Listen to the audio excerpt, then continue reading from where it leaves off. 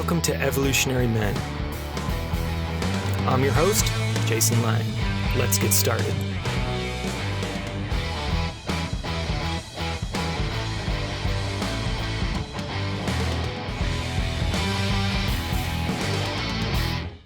All right, and welcome back. Pumped to be once again joined by my man-at-arms, Dr. Luke Adler, the co-facilitator of our Heart of Shadow program. And we're doing something a little bit different today, which is we're going to comment and really kind of dive deeper into something that was passed along to us from a friend of ours. And that was a recent episode of the podcast Diary of a CEO. And they had on experts Logan, who's a kind of men and women's dating coach, and Scott Galloway, who a lot of people know is kind of an entrepreneurial leader, but has increasingly been speaking up about many of the struggles young men in particular are facing in this day and age, economically, educationally, and particularly relationally.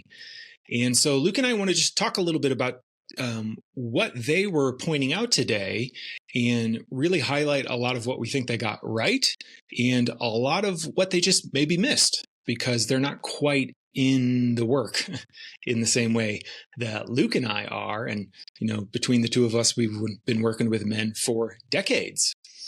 And the crisis they really kind of pointed at was one about, you know, jobs and college rates and dating struggles, kind of the external factors. But, you know, what Luke and I have been pointing to over the last months and years is it's really a crisis of connection, emotional depth, and brotherhood. And so we are super excited to dive into this today. And I'll just throw it over to you for seconds to say hi, Luke. Yeah, great to be here. And when I got this podcast, I was intrigued. These are some thought leaders in masculinity and dating, and these are areas that Jason and I have expertise in, particularly around the depth of what it takes to really develop health and well-being as a man, and as a man who's interested in dating and deep relationship. And really grateful that these two spoke out and gave some poignant statistics on dating, on birth rates, on kind of economic implications of dating trends right now that are important to digest. And I think if you don't know what they are, you might just think, hey, everything's fine. You know, everything's the way it was 20 years ago when I got into a relationship. And the truth is things have changed dramatically. The culture is very different. And as my eyes have been opened wide to particularly men in their 20s to 35, this is a group of men who, the way they orient towards dating is night and day. It is totally surprising to dating when I was younger. So we want to get into some of these things that they shared, and make them more known and really offer our perspective. Our perspective is about depth. It's about authenticity. It's about skill. It's about leadership. And I think, Scott and Logan made some really great points. And then, there's a way that they don't lead men's work at a really deep level. They're talking about more data-driven things, trends, experience from their own kind of experiential interviews, so to speak. And so we want to fill that in with a little more color and provide actually a more nuanced, specific direction for men, a direction that we not just think, but really have seen. This is what men are missing. And in some ways, I would say just off the bat, some of the things I heard from both of the presenters is kind of a return to some traditional masculine values that are known to be healthy and good. And really what Jason and I heard offers, those are fine to be protective and to be strong and to be kind.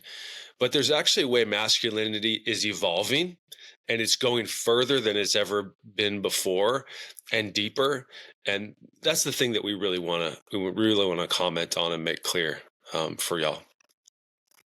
Yeah. And so I just wanted to take a moment to kind of highlight, I think, some of the things they got right, in which to me was actually really cool and kind of mind blowing to hear some of this stuff on a pretty mainstream, in a sense, podcast with quite a huge listenership. First, just again, really highlighting that the crisis is real. Loneliness, suicide, education gap, job losses. These are real things for men. It's a pretty crazy stat. It's like 80% of suicides are men. Women are now earning nearly 60% of all bachelor's degrees. Over 5 million manufacturing jobs have been lost in the US since 2000, which tended to predominantly be men for a long time. 40% increase in males between the age of 16 and 24 who are like not in an educational pathway or employed. And we've talked a lot about, in 1990, 3% of men reported having no close friends. In 2021, it was up to 15%. And there is this also, what they've talked about, increasing gap in the dating pool, so to speak, particularly for heterosexual couples. This is something I've talked about a lot in my dating and relationship programs, which is there's actually a scarcity of men doing the work, so to speak.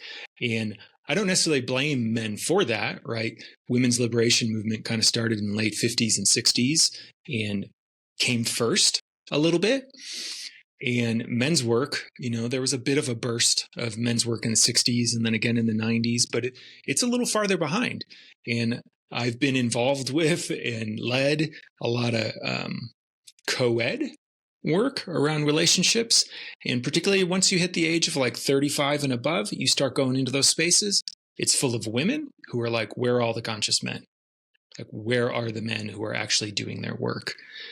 And the interesting thing about that they were kind of pointing out too was if you are one of those men, suddenly you're a rare commodity and you are actually the scarce resource in a lot of sense. But all these distortions then happen in the dating pool, in a sense, because what we tend to see is it's like tends to right now focus mostly on financial success, that like or a certain type of looks. Like 10% of the men, particularly in the online dating sphere, kind of gobble up all the connections and dates.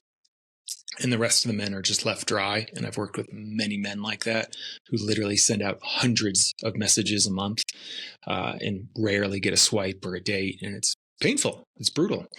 And then on the other side, you have just women who can put up an online profile and get 1,000 messages in a week. And it's like, where do I even start? Well, people tend to go down the totem pole and sort on the most superficial, surface level stuff.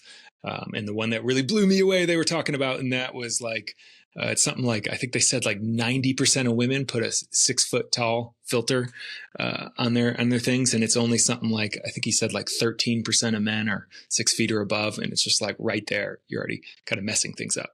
But anyway, so they presenced a lot of the truth around the pain and the widening gap I think we've seen show up in our culture and world, where for a lot of men, they just don't know how to participate in the current system in a way that they can win in some sense. Many men you and I have worked with, they don't want to be the macho dickhead, Me Too guy, and they've tried the nice guy, friendly, safe thing, and none of them are working, and they're left in pain. And then we pair that with another thing they really did a great job of highlighting, of just the lack of masculine role models and father figures in a lot of our culture.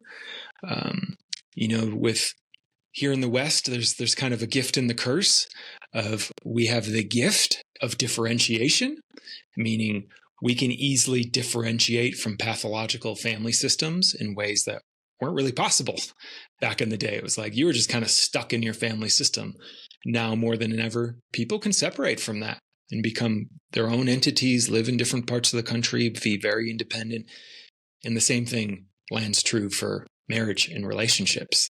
The cultural gravity of religion was like, oh yeah, once you're married, you're in. So you got to make it work. now we've kind of gone to the other side where it's like, oh, it's not working, I'm out. It's not working, I'm out. And that causes a lot of issues as well. And just in general, men are being left behind in the current systems. There's an overwhelming emphasis on economics and financial purchase power that Scott did a good job of, I think, highlighting.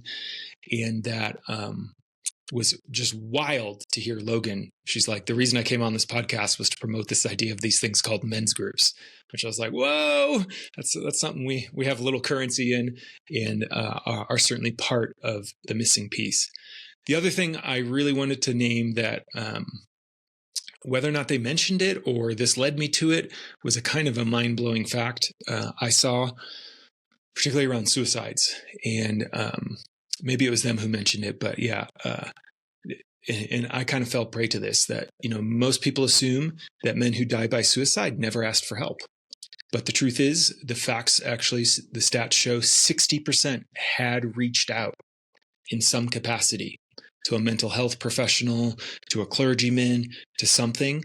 But something in the current paradigm isn't actually landing for men in their pain where they're at. So many times they have tried to reach out, but what was offered back to them didn't quite hit in the way they needed. And I think that's a big part of what you and I have been exploring together. Yeah, they hammered across so much data. I think that data piece on the dating thing that blew me away was you had mentioned women can dial in exactly the color and the shape and the everything about a man. And the two stats that women pick, like you said, over 6 feet tall and making over $100,000. And then the stat was that's 2% of men in America.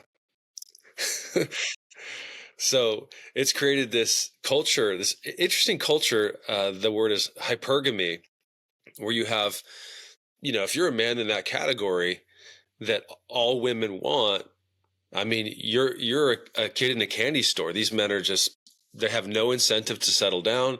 So they're having sex with beautiful women all the time. And that's created this strange culture where, kind of this top echelon of men just kind of aren't committing. They're not the men that women want because they can, there's no incentive for them to commit. And then women feel like, hey, I want to be with someone who's like at least horizontal and above. So why would I even entertain a guy who's below that threshold?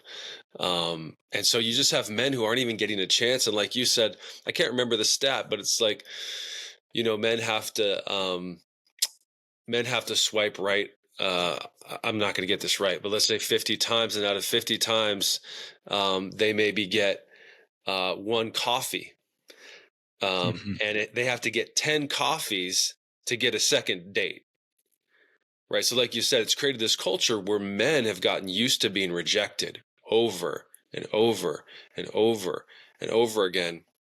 Like when you and I were in the game, it wasn't like that. It was like there's this organicness around going to an authentic relating event or a yoga class or whatever, college. And it was like the spirit of connection that would kind of arise. And that was central. And what digitized dating has done is just obliterated that and really made it a meat market of selecting traits that you like. And then you kind of have to discover whether there's chemistry or connection or even depth or matchability.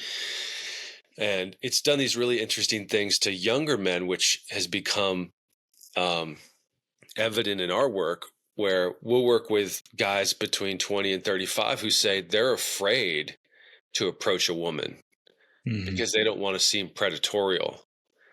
They don't want to seem like a Me Too guy, a macho guy. And there's so much emphasis in consent that you have this group of men that are not hesitant because they don't want to have sex and they don't want to procreate and they don't want to date. They're hesitant because culturally they've been taught to be extra careful. Whereas you and I in our generation, we don't have that conditioning. Like I don't feel that at all. I'd approach a woman in almost any setting, if I was interested, have no worry about being portrayed as predatorial. And if I was, I'd still be confident in like, no, I'm not. This is like what my interest is. And there's nothing wrong with having an interest in sexuality. And I like that Scott was very emphatic about that. One of his points about procreation was it's okay to want to have sex. It's okay to want to create life, to want to step towards someone and be open.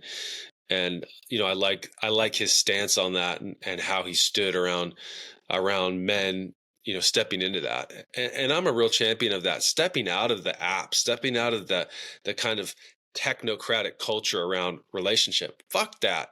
You like someone, go up to them in the supermarket, go up to them in the yoga class, break through that fourth wall of tech that says, no, this is the only appropriate channel by which you can approach a woman.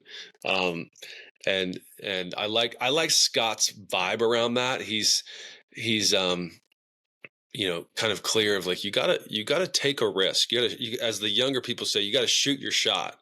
When it's your moment, you gotta take it.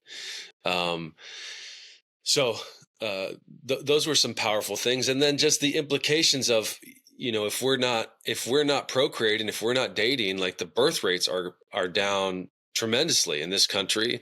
They use the example of South Korea, like the birth rates, what is it, like 0.7 for people under 35. Like there's major implications to the future of society and our ability to sustain ourselves if we're not having babies. It reminds me of the movie Children of Men, where people just stop procreating, and you're like, there's no more, like humanity's over because we're not having children anymore. And we're not at that level, but there's this way in which we're so careful.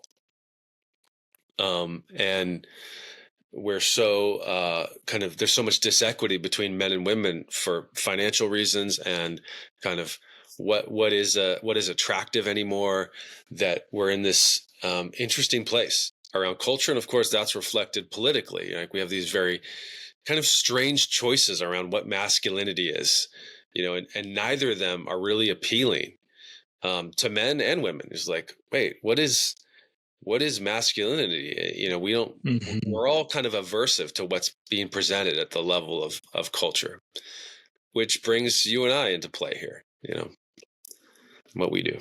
Yeah, totally.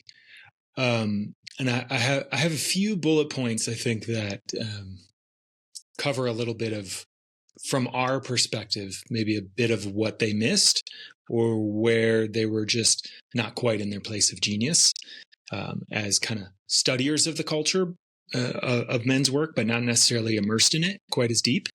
And one, I think you and I would both argue, is emotional literacy is a primary, not a secondary problem, in that this is a thing that hits men from a very young age. I've talked about it ad nauseum on my podcast. You've talked about it, the kind of man box, the patriarchy, this idea that as men, we are taught masculinity is invulnerability. And one of the best ways to be invulnerable is to dissociate from your body and your emotions. And that that causes all kinds of downstream pain and impact for men that causes them to feel lost, to feel depressed, to get addicted. And that this literacy piece is core, I would say, to pretty much everything. And it's something we're pretty big champions of, that, it's hard to take care of yourself if you can't even name the pain you're in a sense. And that is the struggle a lot of men work with. And that, kind of following that all the way, we've seen it because you and I have worked with these men. You can't solve heart problems with a paycheck, right? Like you can make all the fucking money in the world, create all the big companies, and something inside of you is still in deep, deep turmoil and pain. And so this emotional literacy thing, I think, is a primary problem and something that we're definitely addressing. And I think more men's work leaders are stepping into.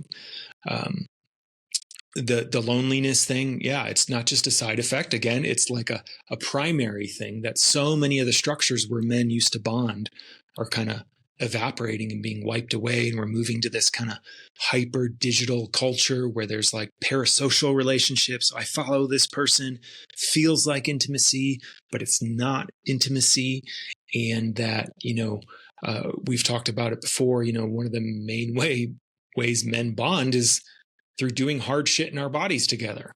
And as we move to more and more virtual, that becomes a harder thing, right? A far more challenging thing.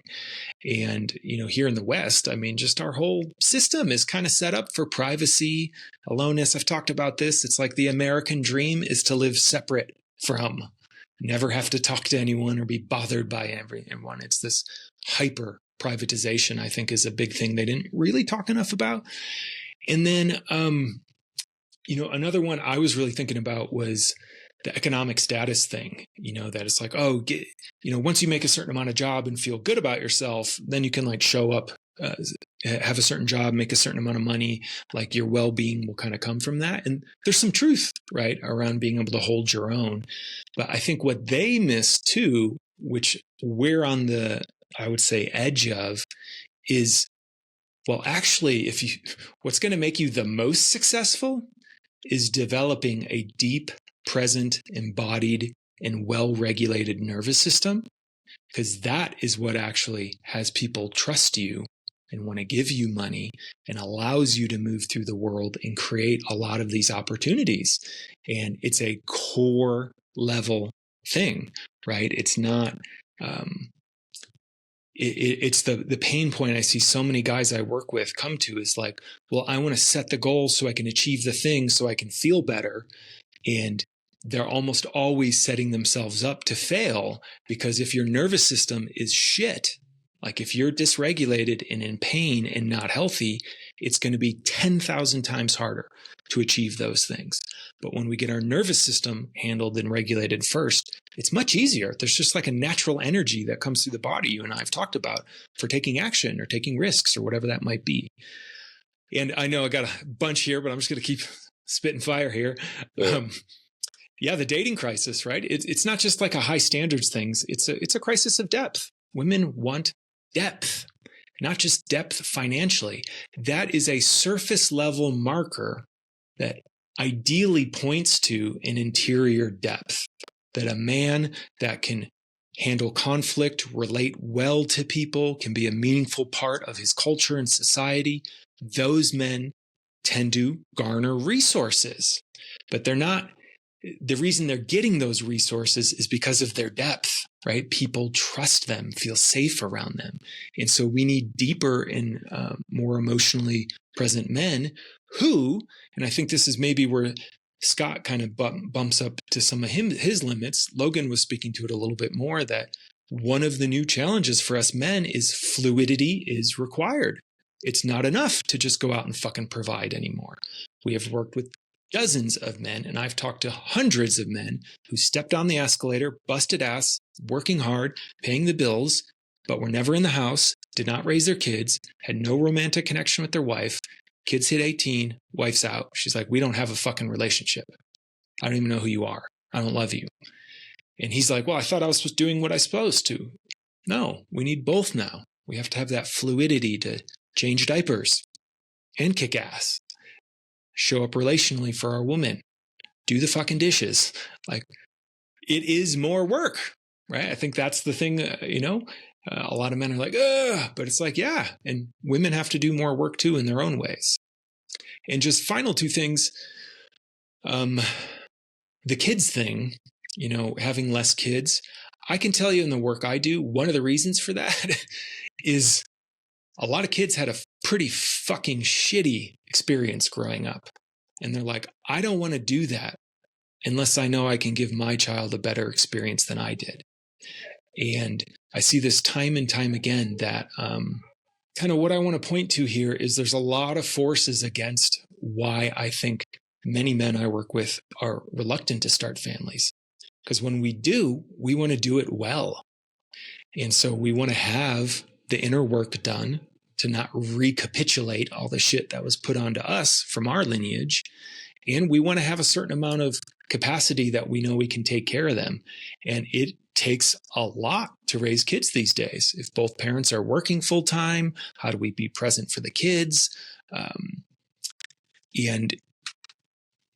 there is this kind of, I would say, a bit of a conservative backlash to like, we got to go back to the family unit. Men work all the time. That way women can be present. And the thing I just want to name for that is same thing here. It's just anecdotal, but I've worked with hundreds of guys who were raised in that family unit and they were profoundly fucked up by it because the unit itself does not necessitate healthy at all. Now, is there a power to that structure? Yes, but it in itself will not do it.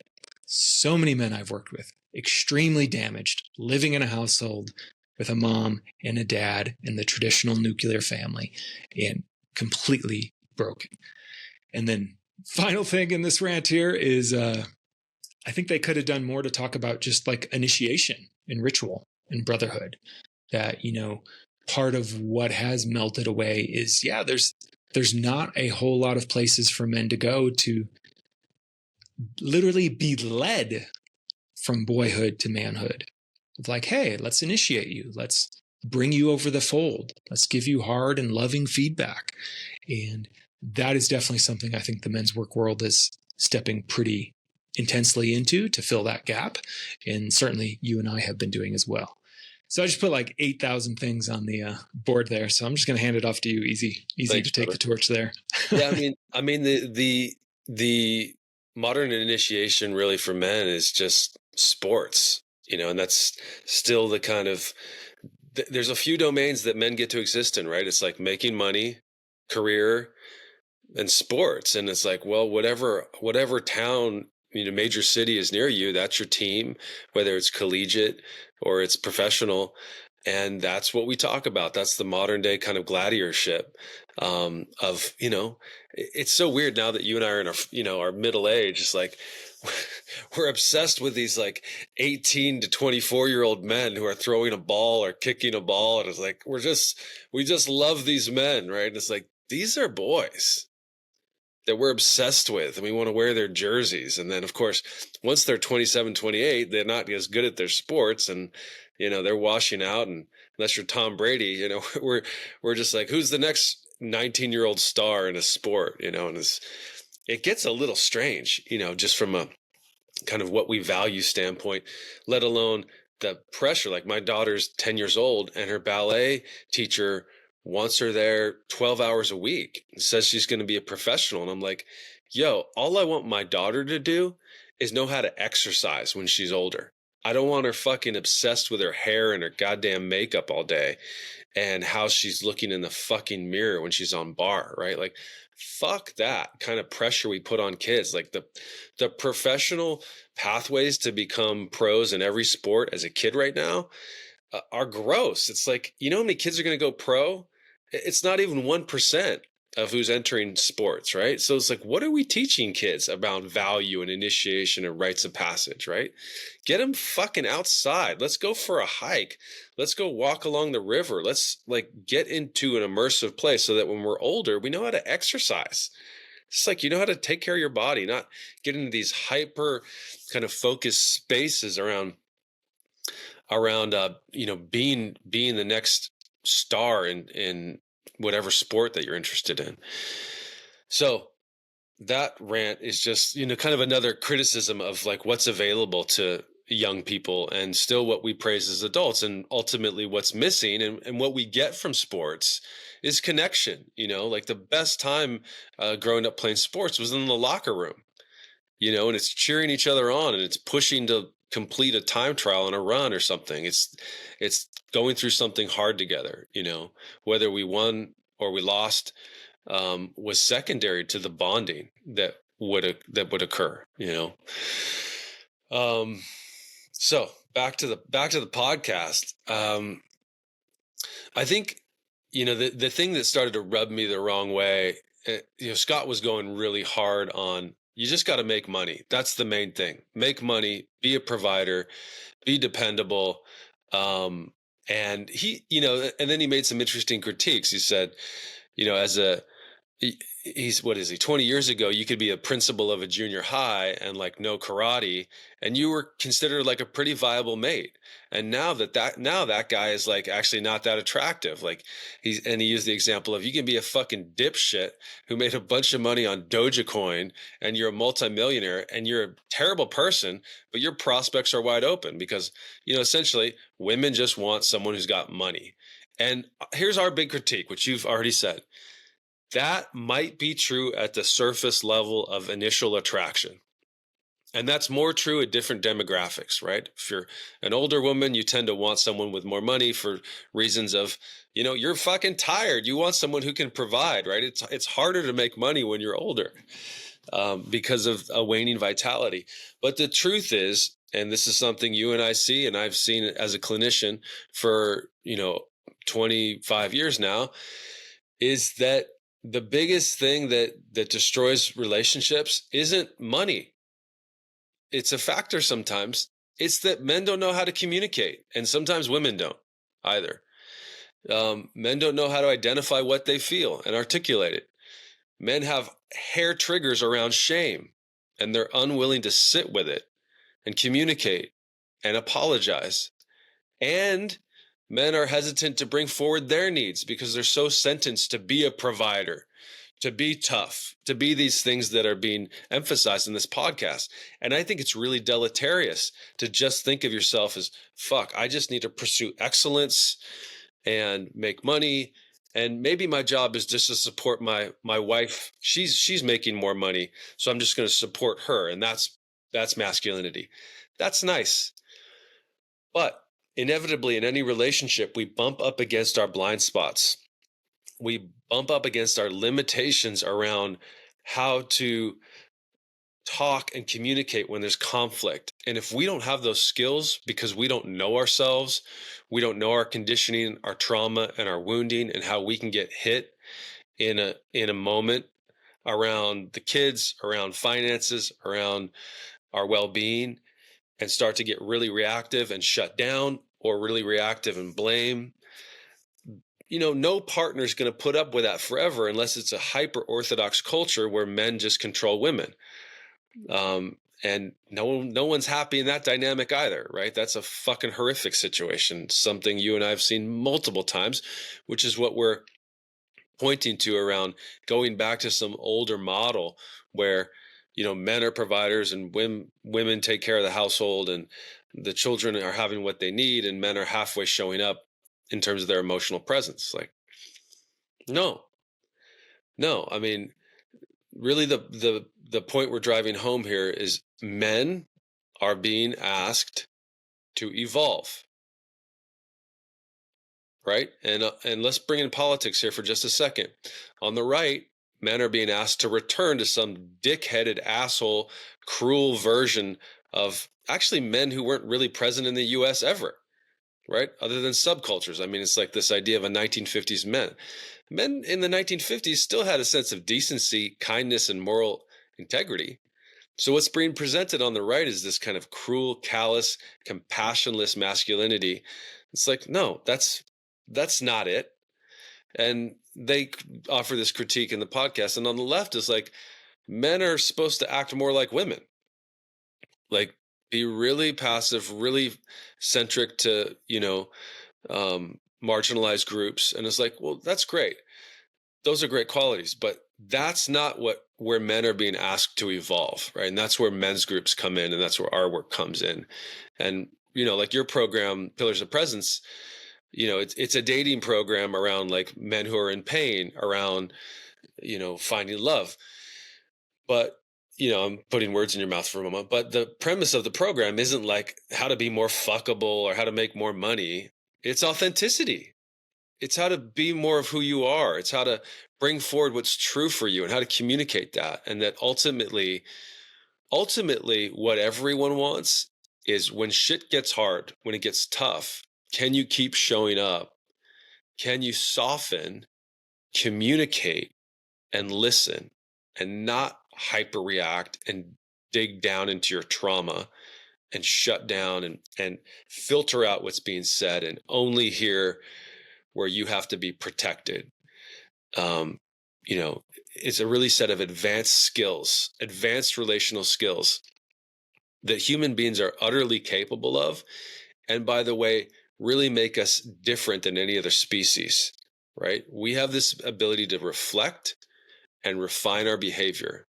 We have that ability. Dolphins have that ability. There's one or two other species that have that capacity. The rest of the living kingdom is reactive and survival based.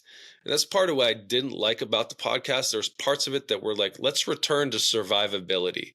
I'm like, no, not okay. That will not evolve who we are. Yes, we need to survive. We need to put a roof over the head. We need to have water and clean air and food. Yes, of course. But that's not enough. We have the capacity for more. Oh, fuck, more. Yes, fucking more. That's what we have to do. We have to grow in a certain way. And that's where men's groups, particularly a group like Heart of Shadow, where we're delving into the hardware in the psyche that's just reactive, responsive, and will just shut everything down if it feels a sense of threat. That's what we're teaching men. And it's utterly badass. The results are incredible. Yes, it leads to financial upside, but what it ultimately leads to is love and connection. And like you said, much more beautiful families like we haven't seen before, right? There's a whole new culture. And let us not get so scared that we just want to return to procreation and perpetuate culture that's actually unhealthy, that's not useful, and won't evolve just because we have money. Money's just one part of it. Yeah, so much great stuff there in the creating healthy families. That's certainly, I think, part of our mission. I've been saying it lately is like healthy men get into healthy relationships, create healthy families, or participate in healthy community. And that's really kind of what we're talking about. And I think what they were missing a little bit, that my sense is you were really tuning into, because right, even that stat about, I think they had a statistic that was something about like the number one thing that ends a lot of marriages are when a man loses his job. And like, that's the number one thing that'll often split it up. And my sense, my projection is, right, Scott saying that's because of he lost his job. But I think what you and I know is, no, it's actually the shame underneath that it's when a man collapses around his pain of this expectation of I have to be a provider, and he doesn't know how to handle his pain, and the shame takes over. That's when he becomes unavailable for relationship. And that is what drives it apart. If a man had more of this emotional literacy and capacity and training like we do, okay, fuck, I got knocked down there. It's painful. And I know how to resource myself to stay available to you, my spouse, to my kids, my community, and to get support so I can keep moving forward. I think that's the big thing we're really pointing to here. And that, men's groups, particularly like our shadow work group, really get, you call it in your work and your books, this core level awakening. It's the thing underneath all the surface stuff. It's actually what drives the surface stuff. It's the losing the job is the tip of the iceberg above the water. It's all of the emotional structures underneath that actually are the root of it. And that's the thing that they didn't speak to quite as much, I think, as we've actually seen. Because like we said, we've worked with the guys who are making a lot of money, and that shit doesn't touch this. Now, is it better, more or less, in society to be making that money than not? Yeah, fuck yeah. We want to create those structures for men because it gives you more resource, but it doesn't necessarily touch that thing underneath. Men's groups can do that. Shadow work and emotional healing can absolutely do that.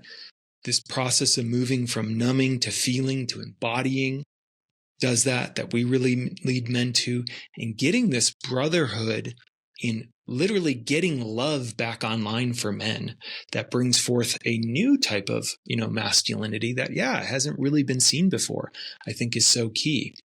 And, one way I was thinking about this to tie it all together is I think part of the challenge for men right now is, they talked a lot about the structural stuff, and there's some real truth to automation, to AI. A lot of the kind of manual labor they're not actually connected, but there it is right there in the word manual labor, different roots. But these things that, as men, we used to be rewarded from generally doing with our body was kind of how we succeeded in the world.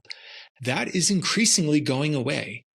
Any fucking job or task that requires repetition, like just doing the same thing over, that's all going away. That's all going to the bots, whether they're virtual or real. And what we've been seeing in cultures like ours here in the United States is a shift to more services and relational work, right? This is where you're actually interacting with people. And that is an area men are tremendously underdeveloped in, right? Our relational capacity is kind of the new precious resource. And just because of the way culture has played out, yes, some biological components can contribute to it, but women tend to be more predisposed to relationality and have a little bit more of a skill set and know how to communicate and deal with people whose energies are all over the place. As men, we're rarely taught that, and we're being asked to step into that now as more and more jobs and positions involve that. And in a lot of ways, this is the big shift that the masculine is being confronted with, which is shifting from all of our emphasis and worth and validity coming from what we're doing to now it's about how we're being, right? That's the new currency. How are you being in the world, in your job, in your relationship? And that's where, I think a lot of their diagnoses were right, but some of the prescriptions aren't quite deep enough. I think that's the thing. That's like, yeah, you can get out there and do that as a kid, as a young man, and it's not necessarily going to get you what you want, right?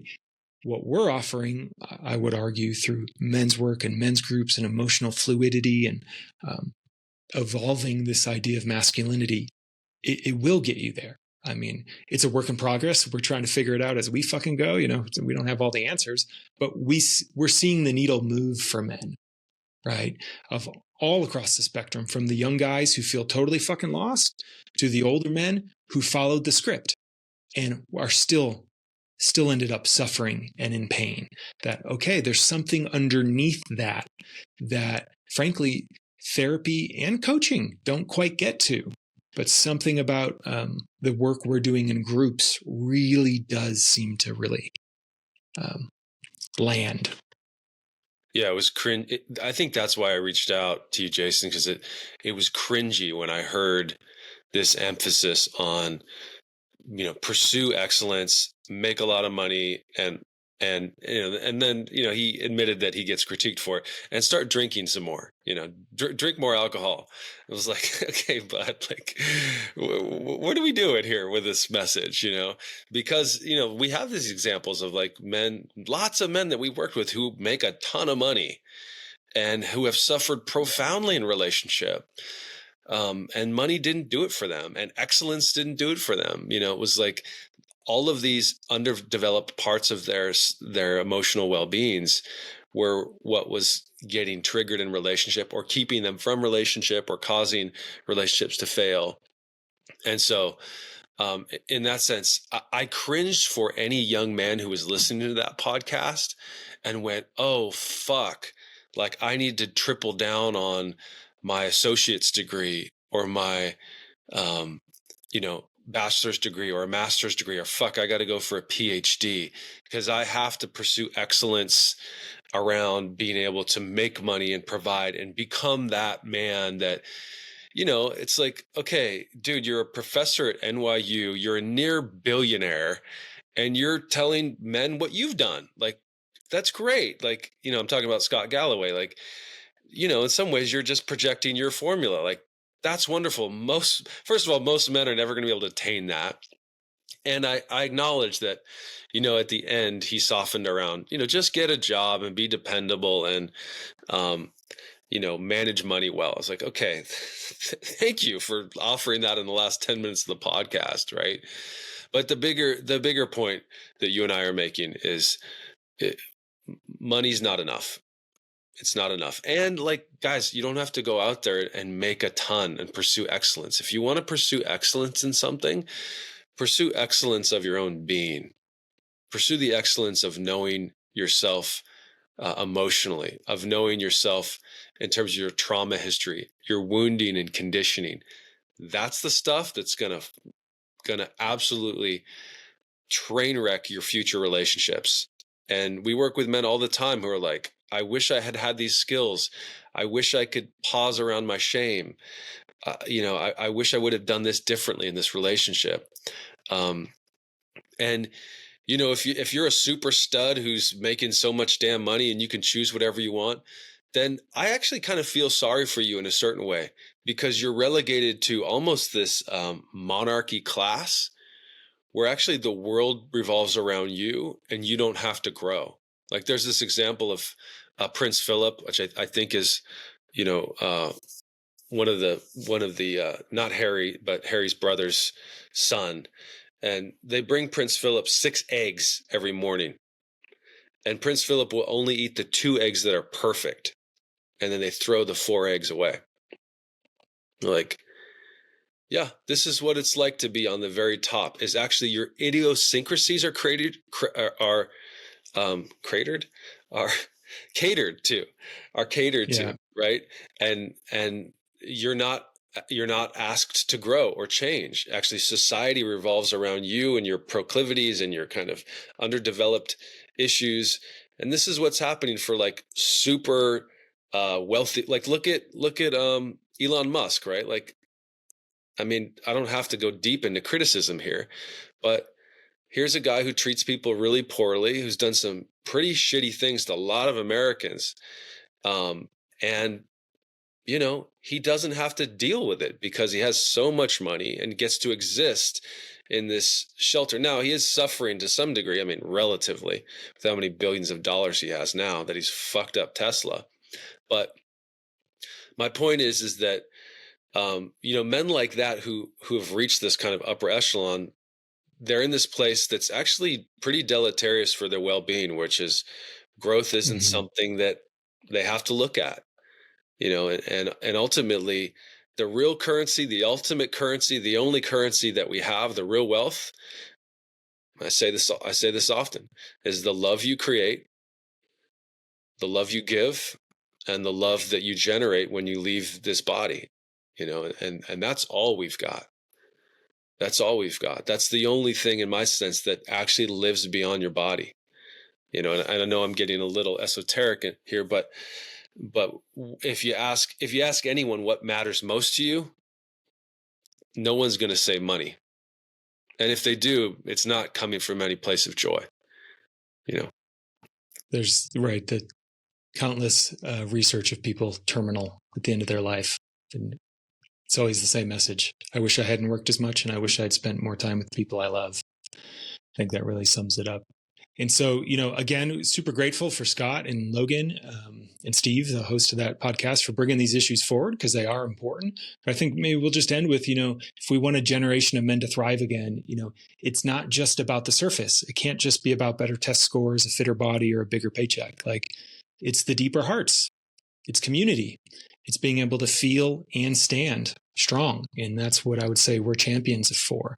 And if you want to, check that out with Luke and I, you can learn about our program, The Heart of Shadow, which is a really incredible men's group experience we've created for guys that will take you probably deeper than you've ever been before. You can find out more about me at evolutionary.men, and you're at Luke Adler Healing. Is that correct? .com? Yeah, lukeadlerhealing.com. Yeah.